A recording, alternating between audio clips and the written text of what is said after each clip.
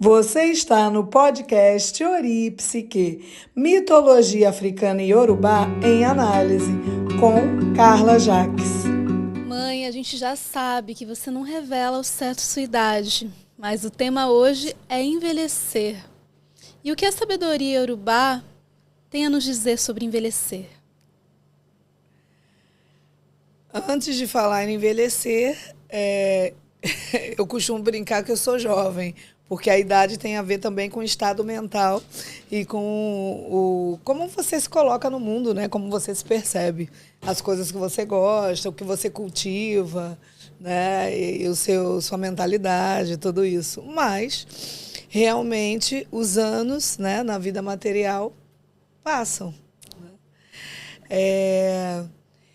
Eu me lembrei de Nanã Buroquê, né? Nanã Buroquê é considerada a Iabá, né, as mais velhas das orixás femininas. Né? Ela, em algumas histórias, né, em alguns mitos, pensando na questão da diáspora brasileira, então alguns mitos afro-brasileiros, ela, inclusive, aparece como esposa de Oxalá, né? Em algumas situações, em alguns mitos, e ela aparece como mãe de Obaluaê, do qual ainda vamos falar. E então ela então, como a mais velha, como uma anciã, podemos dizer assim, carrega em si esse conceito, esse construto da sabedoria. Eu entendo que de uma paciência, que de um olhar para a finitude e também para o início. E para nós, aí eu falo nós pensando na questão dos ocidentais e tal, muitas vezes é difícil, né, lidar com esse processo do início, do meio e da finitude. Porém, esse processo relacionado à finitude, do ponto de vista da psicologia, tem a ver com aquilo que você consolidou na sua existência. Então, nessa sua passagem, nesses anos que estamos aqui, o que nós, né, o que as pessoas que têm, por exemplo, 40 a mais, né, ou 50 a mais, 60 a mais, e aí vai, o que elas trazem nessa fase da vida, já que cada fase tem a ver com o estado de desenvolvimento de todos nós. O que a gente traz? O que a gente deixa para esse mundo?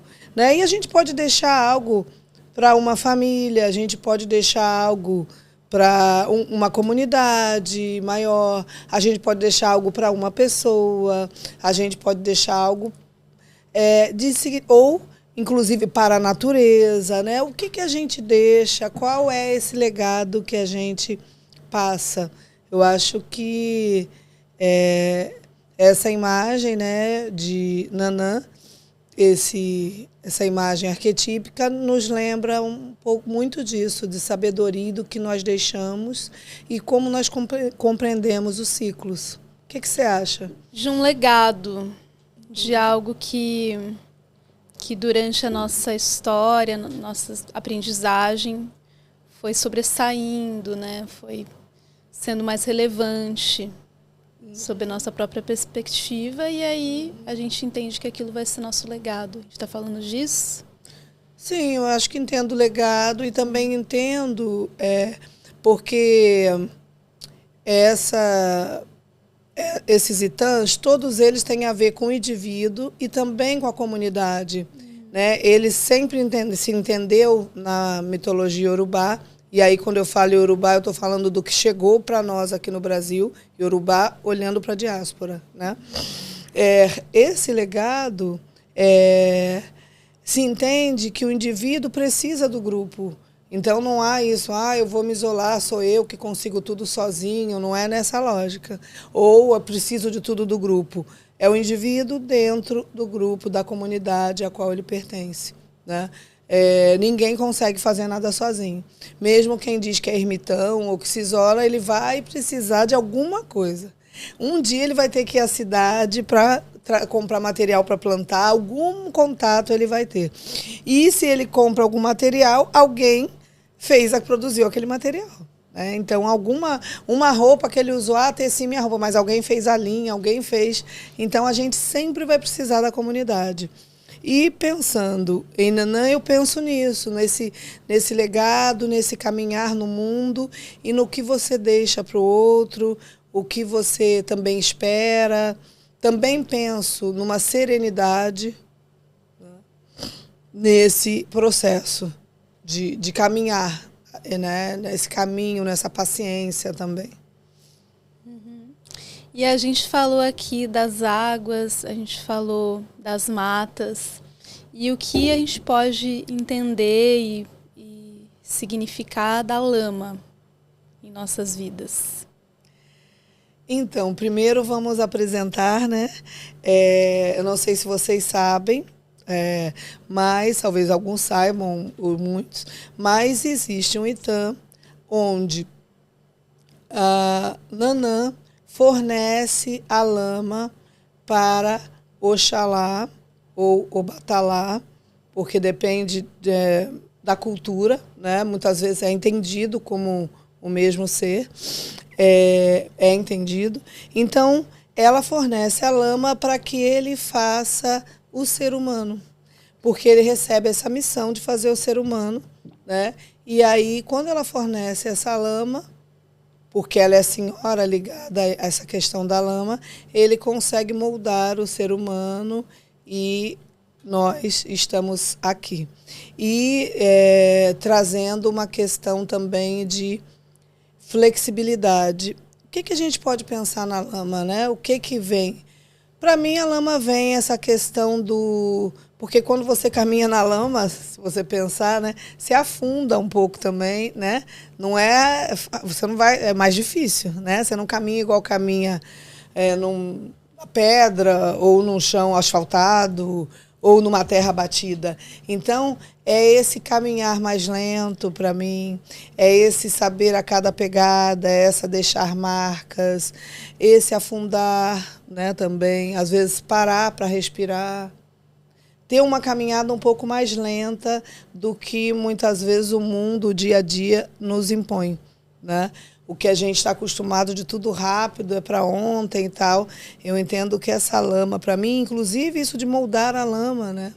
Para quem trabalha com argila, eu algumas vezes fiz trabalho com argila no teatro, né? E também em oficinas terapêuticas, ou né, nesse trabalho de psicologia, trabalhando um pouco com a questão de arte-terapia e tal, em alguns momentos. E aí, essa coisa do modelar, né? O quanto ele nos acalma, mesmo o quanto, pelo menos para mim, faz esse efeito, me lembrando aqui, o quanto você precisa olhar e transformar aquela matéria em algo, mesmo não sendo um artista, né? Como eu não sou uma artista, mas você colocar para fora o que está aqui dentro, né? Nesse processo de moldar, de transformar o mundo. Mas o interessante desse TAM é que ela fornece a lama.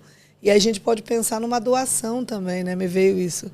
Esse processo de doação e ligado à sabedoria do mais velho. Né? Então, está ligado a esse respeito ao mais velho. É óbvio que é aquele mais velho que tem sabedoria, porque não são todas as pessoas que envelhecem buscando se aprimorar. Isso é óbvio, né? Não precisa. Mas vamos pensar, se nós aqui pudermos, a cada dia mais, trabalharmos esse processo, porque a cada dia novo a gente está envelhecendo. Né? E se a gente puder trabalhar, a gente vai continuar tendo defeitos, dificuldades, mas trabalhar para ser hoje um pouco melhor do que fui ontem, né? Amanhã um pouquinho, não, regredi, tá? Teve um momento, acontece, mas como que a gente pode transitar nesse processo de deixar esse legado, né? Quando a gente olha, cada um de nós aqui, que olhar para os mais velhos da nossa família, vai lembrar de algum legado que eles deixaram, né? Tem pessoa que eu acho que não deixou, mas sempre tem alguém que deixou. Eu me lembrei aqui já de 3 pessoas que me deixaram legados. Até me emocionei agora. Lembrei da minha bisavó, Joaninha, lembrei da minha avó Júlia e lembrei do meu pai. São 3 pessoas que me deixaram um legado extraordinário, cada uma numa esfera. Minha bisavó, Joaninha, era uma benzedeira, aquelas antigas rezadeiras, na cidade de São Roque. Se tornou famosa em São Roque, na região, vinha gente de todos os locais para a casa dela, e ela atendia essas pessoas, obviamente, como toda benzedeira, gratuitamente. As pessoas, às vezes, dormiam na casa dela, passavam semanas. Eu tive o prazer de, anos depois, minha avó faleceu, minha bisavó, quando eu tinha 18 anos. Quantos anos depois? Vamos supor, quando eu tinha 20 e tantos anos, eu fui num evento, e nesse evento era de um dono de um clube. Fui com minha tia, da outra parte da família. E aí, lá falando, esse dono do clube era afilhado da minha bisavó.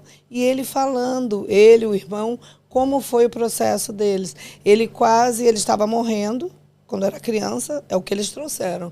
E aí foi para a casa da minha avó, né, naquela época, dos anos 40, acredito, não sei, 50.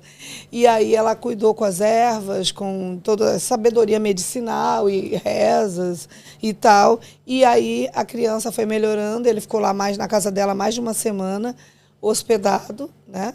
E não se conheciam. E aí depois se tornou essa afinidade, ela era a rezadeira dele e ele passou então e ele se tornou afilhado dela. Né? Então, assim, olha que bonito, né? Que legado.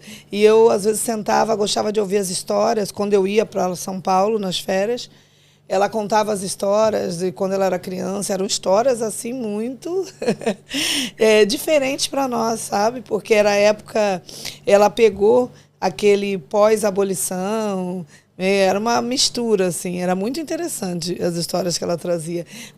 Contava como foi o casamento dela, né? O namoro, era pela janela o namoro, eram umas coisas muito interessantes para nós, né? Diferentes. E deixou essa sabedoria do cuidar do outro, do olhar para o outro, né? Da sabedoria das ervas, das plantas, um conhecimento, um sorriso, uma alegria, né? Ela sempre tinha um sorriso, o gostar de dançar, né? Em casa mesmo, ela dançava, às vezes. Então, sempre estava com avental. Então, essa sabedoria, né? Ela gostava de ter uma arruda aqui atrás da orelha, porque acho que como ela era benzedeira, não estava mais benzendo, mas às vezes fazia isso. Mesmo depois de parar de benzer, ela estava sempre com a arruda? Sempre. Você não sabia, né? Não sabia. Ah, mas ela ainda benzia água. Quando eu ia lá, às vezes ela rezava, tinha as imagens das santas, Nossa Senhora, né? A fé dela. Cada um com a sua fé. Tô falando da minha avó, né? A ideia aqui não é sobre religião. E aí ali ela rezava uma água, eu tomava água, a água parecia até mais gostosa. Era muito interessante, muito bonito isso. Que mágico. Né? E a sua avó Júlia, qual você diria que foi o legado que ela deixou? Mas aí isso está virando o quê? Um depoimento? Vou falar do legado de cada um. Da Júlia, são vários, mas é uma pessoa que tinha uma sabedoria da constância. Né? Minha avó Júlia é uma sensorial introvertida com sentimento auxiliar. Né? Então, o sensorial introvertido é alguém que olha os objetos concretos da vida, do dia a dia, né, o que está acontecendo aqui agora, porque é sensação, então eu posso tocar. Qual é, né? E introvertido, então ela não vai para tudo que está acontecendo. Ela filtra, eu costumo dizer que ela filtra e seleciona os objetos. Né? Nos meus livros, O Poder do Conflito, o 1 e o 2, eu falo dessa questão dos tipos. Quem quiser, né, dá uma olhada no livro e tal. Mas, então, obviamente, eles são pessoas que gostam de rotina, que já é natural, entre aspas, natural, né? Que já é deles manter uma rotina, entendeu? Eles se desorganizam fora da rotina, mais ou menos isso. Eles preferem tudo mais planejado. Então, ela deixou isso de te oferecer, acordava, fazia o chá, o café, tava ali, te oferecia aquele chá delicioso.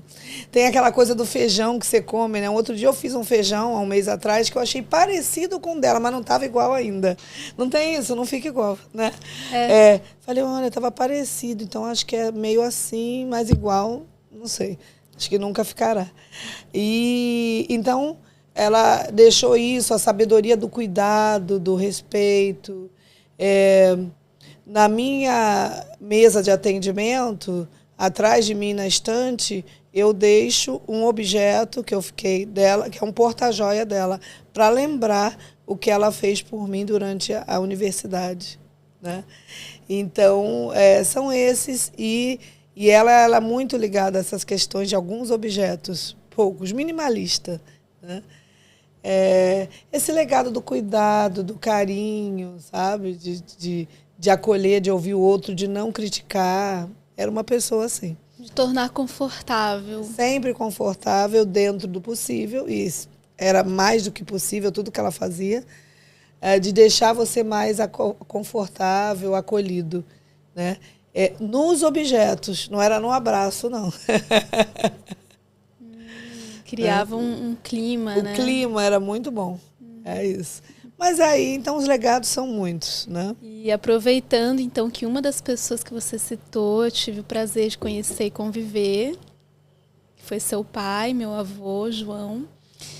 Para mim, o legado que ele deixou, bom, difícil resumir, mas foi de uma abertura para a vida, de uma abertura para culturas diferentes, de uma curiosidade, de uma apreciação artística.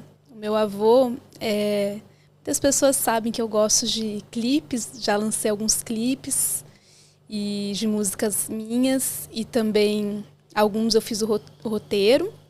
E meu avô, ele era viciado em clipes. Quando eu morava com ele, e tinha lá meus 5, 6 anos, eu via ele sempre assistindo e gravando muitas vezes, gravando shows que passavam na TV e também os clipes. E aí eu entrava no quarto dele e ali a gente ficava assistindo o clipe. Era videoclipe todo dia. Tinha esse hobby, né, de ficar assistindo videoclipe com meu avô. E também ouvindo música, assistindo shows. Ele me deixou muitos discos, te deixou muitos discos também, né? E videocassete, e aí a gente admitindo todo... Eu também tô entregando a idade. E ele me deixou essa veia musical, né? Ele foi a primeira pessoa que falou pra mim, a Nanda canta muito. Eu não sabia que eu seria uma pessoa da música profissionalmente, que eu iria me tornar cantora, mas ele falou isso. Eu cantava no banho, cantava pela casa e com ele, né? Assistindo os clipes ali. E ele cantava, né? E ele Quando a gente ia para algum evento... Dançava muito, eu dançava muito com ele. E quando a gente ia para algum evento, dançava em casa, né? Então, quando era Natal, ficava ele dançando e punha a Nanda quando a Nanda, depois que ela nasceu. Antes era eu e ele. E aí tinha essa coisa dele subir no palco e cantar e dar canja, ele gostava como um hobby. E viajou, né? Conheceu vários países tal, e esse gosto por várias culturas. Uma vez eu estava em casa, aí toco naquela época do telefone, toco o telefone, aí eu estava grávida, de Ananda, aí ele, ô Mu, tô aqui em San Andrés, fala com meu amigo, tava lá em San Andrés, né, lá no Caribe. Aí eu atendi e falei com o homem que falava espanhol lá, é isso. E ele era tão aberto que, para vocês terem uma ideia, eu entrei tocar numa banda de death metal quando eu tinha 15 anos, e ele achou o máximo. Ele me apoiou e ele, inclusive, gostava de new metal, tinha coisas gravadas, né? Assim como gostava de Los Hermanos, de Chico Buarque, é isso. Grande fã de Milton Nascimento. Uma pessoa muito inteligente. De funk, de soul, de jazz, né? De rock, de samba. Muitos discos do Martinho da Vila. Sim. Mas essa abertura, então, esse legado. Vocês, né? Falando em legado... Contem aqui para nós que legado você espera deixar para o mundo, né? Ou que você já está deixando, e que legado que você vê em alguém da sua família, que nós aqui contamos 3 histórias, resumidamente, né? E acho que E aí, pensando também em Nanã, tem a questão do pântano, né? Ela também é a senhora, então, do pântano, né? E o que a gente encontra no pântano, né? É um local que aqui perto de casa tem, né? Mas eu quase não vou.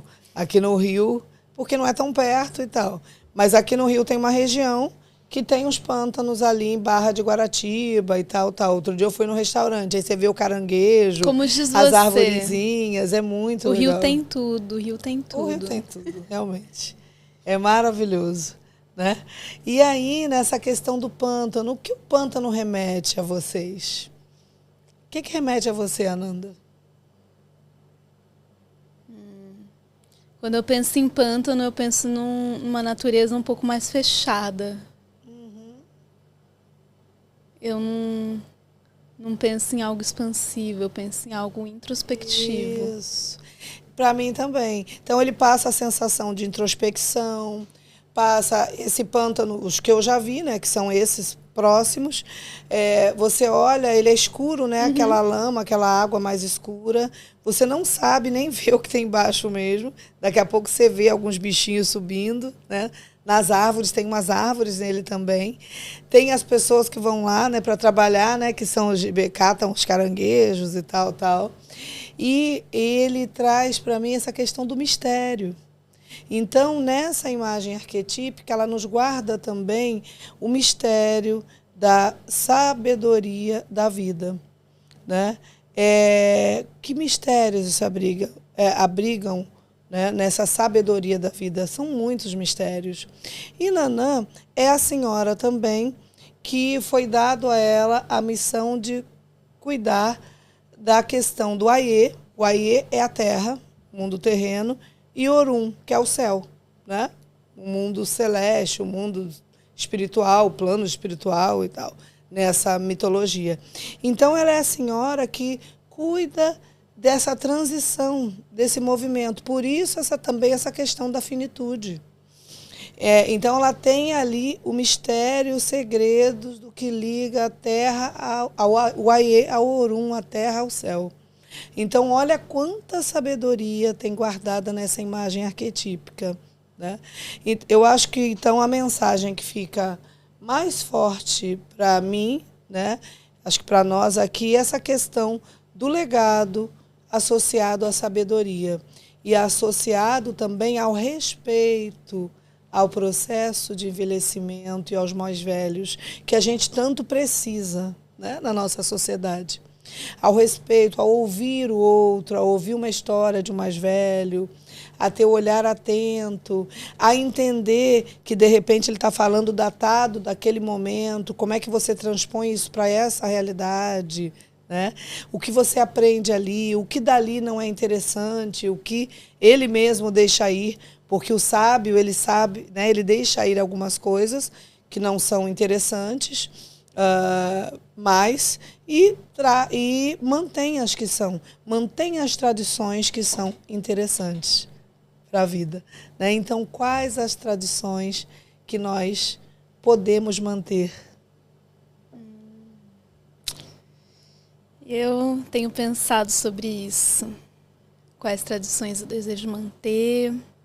Estou nas vésperas de fazer 30 anos, aí eu falo a idade, hein? E eu comecei a pensar sobre, muitas vezes, selecionar assim, o que eu quero deixar para as pessoas, o que eu quero cultivar dentro de mim. Tá aí, eu acho que eu estou no pântano. Interessante. Eu acho que eu estou no pântano. Perfeito. Eu acho que deixamos aqui um convite para que a gente possa ter momentos em que fiquemos no pântano.